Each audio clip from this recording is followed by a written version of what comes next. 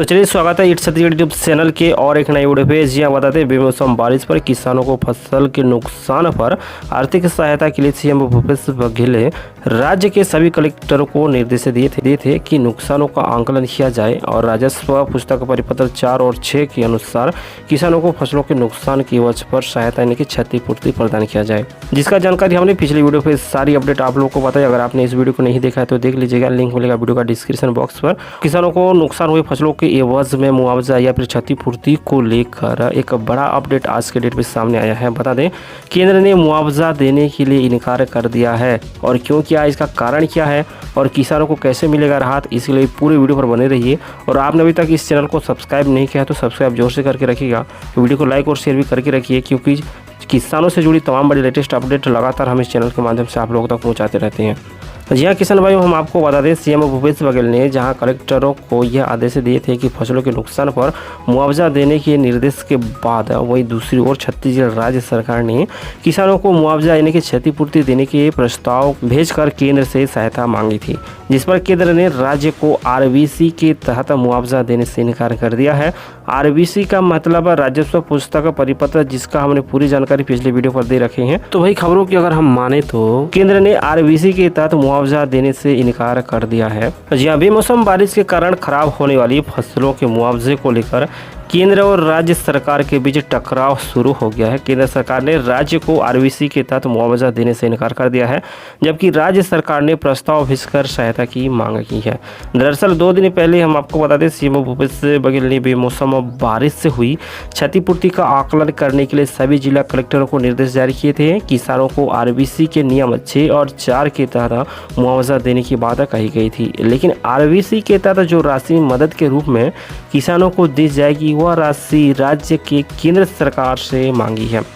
कहने का मतलब जो क्षतिपूर्ति जो सीएम भूपेश बघेल ने कलेक्टरों को निर्देश दिए थे आकलन करने के लिए किसानों के फसलों के लिए, तो सीएम भूपेश बघेल ने केंद्र से मदद मांगी थी कि किसानों का भारी नुकसान हुआ है, फसलों का नुकसान हुआ है, उसके एवज में किसानों को मुआवजा दिया जाए। तो इस पर केंद्र का जवाब हम आप लोग को बताना चाहेंगे बहुत ही आसान और सरल शब्दों पे।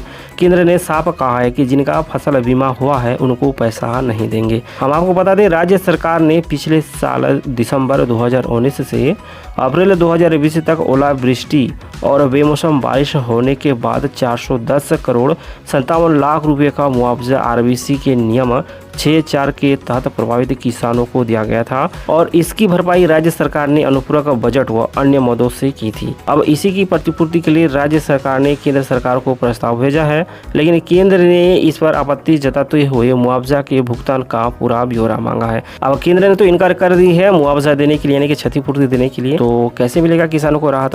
तो भाई देखिए, हम आप लोग को बताना चाहेंगे कि केंद्र ने वीडियो कॉन्फ्रेंसिंग के माध्यम से इसकी पूरी जानकारी भी ली है कि कहाँ पर कितना नुकसान हुआ है, जिस पर राज्य सरकार की ओर से बताया गया है कि प्रभावितों को फसल बीमा के तहत 380 करोड़ रुपए का मुआवजा जो है दिया गया है, जबकि आरबीसी के नियम के तहत 400 करोड़ का भुगतान किया गया है। लेकिन केंद्र ने कहा कि हम दोनों का भुगतान नहीं करेंगे बल्कि किसी एक मद की राशि जारी करेंगे। केंद्र का साफ कहना है कि हम 2 मदों का पैसे जारी नहीं कर सकते। फसल बीमा और आरबीसी यानी कि क्षतिपूर्ति का पैसा दोनों एक साथ हम जो है जारी नहीं कर सकते किसानों को।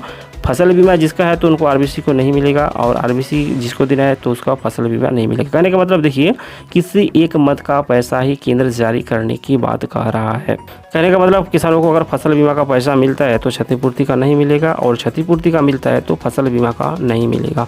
केंद्र ने साफ कह दिया है कि किसी एक मद का पैसा हम जारी कर सकते हैं। तो यहाँ तक आप लोगों को सारी बातें समझ में आ गई होगी कि क्या मामला चल रहा है इन दिनों राज्य और केंद्र के बीच में। तो वही दूसरी ओर खबरों की माने तो केंद्र के इस रवैये के बाद राज्य सरकार की चिंता बढ़ गई है। उसे इस बात की चिंता सताने लगी है कि 1 सप्ताह बाद जब फसल क्षतिपूर्ति की रिपोर्ट कलेक्टरों के माध्यम से शासन के पास आएगी तो फिर प्रभावितों को भुगतान किस मद से किया जाएगा और इसके लिए पैसे कहां से आएंगे। वहीं दूसरी ओर सीएम भूपेश बघेल ने संकट के बावजूद किसानों को अनदेखी नहीं होगी, किसानों की सहायता करेंगे, ऐसी अपडेट सामने आया है सीएम की ओर से। बता दें, निकट आ रहे मानसून को देखते हुए राज्य सरकार खरीफ सीजन की तैयारी में जुटी हुई है, तो खाद बीज भंडारण भी शुरू कर दिया गया है। मुख्यमंत्री भूपेश बघेल ने किसानों को भरोसा दिया है कि कोरोना संकट के बावजूद उन्हें हितों की अनदेखी नहीं होगी। मुख्यमंत्री ने कहा कि खरीफ 2021 की तैयारी के लिए पैसे की जरूरत को देखते हुए राज्य सरकार किसान न्याय योजना के तहत 21 मई को कृषि आदान सहायता के रूप में पहली किस्त की राशि किसानों के खाते में अंतरित करेगी।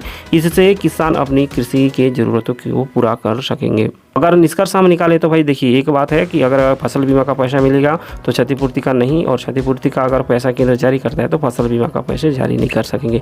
अब तक की खबरों और अपडेट के अनुसार ऐसा ही निष्कर्ष सामने निकल कर आ रहा है। कहने का मतलब किसानों को अब किसी एक मद का पैसा ही मिल सकेगा, चाहे वो फसल बीमा के रूप में हो या फिर चाहे क्षतिपूर्ति के रूप में भी हो। आप अपना विचार नीचे कमेंट बॉक्स पर जोर से रखिएगा, क्योंकि किसानों से जुड़ी तमाम बड़ी लेटेस्ट खबरें लगातार हम इस चैनल के माध्यम से आप लोगों तक पहुंचाते रहते हैं और आगे भी पहुंचाते रहेंगे। तो अपना विचार और सुझाव नीचे कमेंट बॉक्स पर जोर से रखिए। मिलते हैं अगली वीडियो पर और एक नई अपडेट के साथ, तब तक के लिए नमस्कार।